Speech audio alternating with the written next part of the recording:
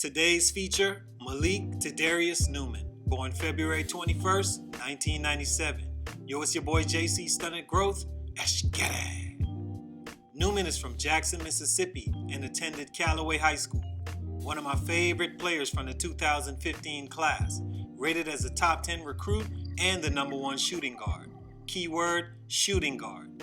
At 6'3", Newman averaged 29 points, 5 rebounds, and 4 assists a game, while leading the Chargers to a 31-3 overall record as a senior. He was selected to play in all the big All-American games and acclaimed all accolades one could hope for as an amateur high school player. Accolades that should have led him straight to the league, but here's what stunted his growth. Stunt number 1, out of position. At 6'3", Malik Newman played most of his career as a high school player as a shooting guard.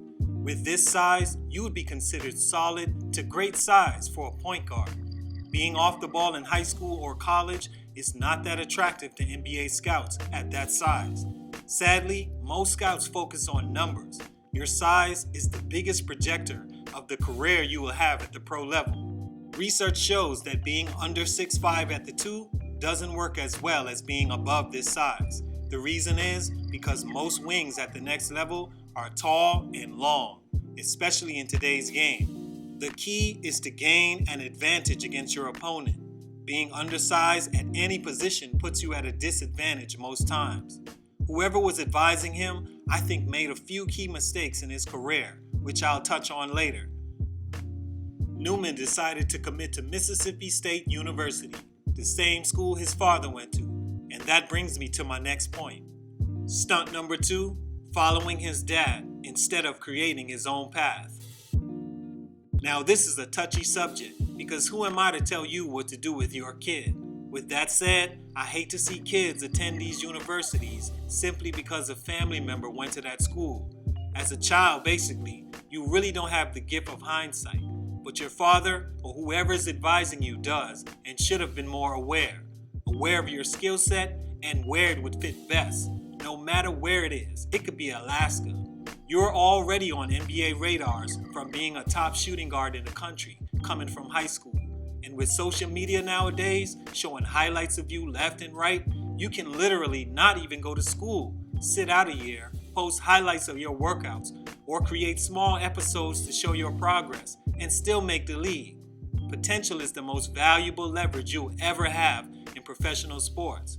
Franchises would give anything for a guy who looks to be a great player instead of what he actually is. Newman messed up going to Mississippi State for a few reasons.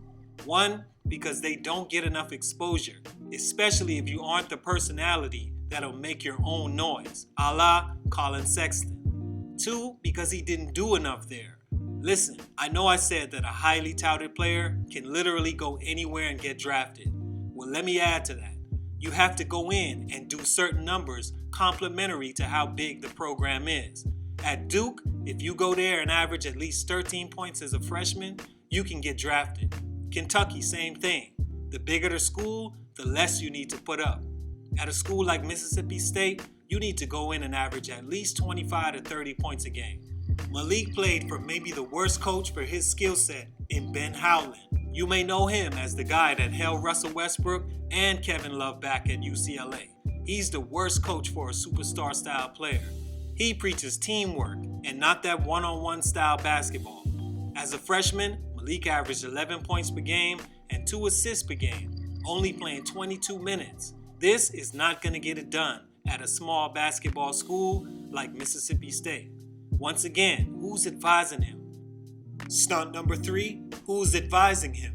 Finally, at the end of the season, Malik or whoever was advising him decided to make the decision that he should have been made and attend Kansas by transferring.